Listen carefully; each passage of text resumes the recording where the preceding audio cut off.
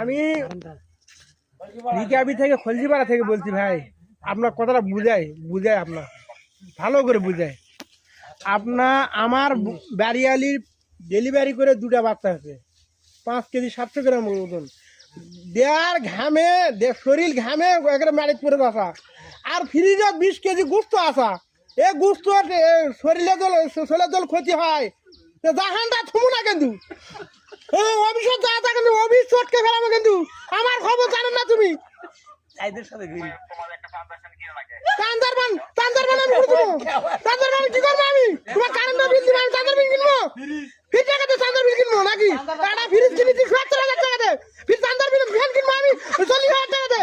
তুমি বাল কামাচ্ছেন নাকি? হাত পাকা কি করবো? হাতই করে না আমার। তুমি কারেন্ট দাও, ভরতের মতো কারেন্ট দাও।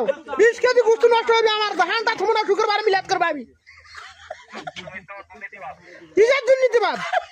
আমি কি দুর্নীতিবাদ? তুমি দুর্নীতিবাদ, তোমার বাপ দুর্নীতিবাদ, তুমি গরিব দুর্নীতিবাদ। আবার গরিবের মানুষ তোমাকে আমি মিলাদ করার জন্য নিয়ে আসি কম দামে গুস্ত। গরিবের কে দিব আমি? গরিবকে দিব আমি?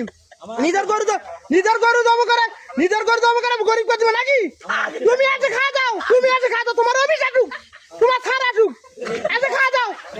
আমার গরু গোসল নষ্ট আছে, আমার গরু গোসল আছে, সকলে পর্যন্ত আছে, আন্ডা ছুঁড়ে কথাটা খারাপ। গরিব কি সারবাল?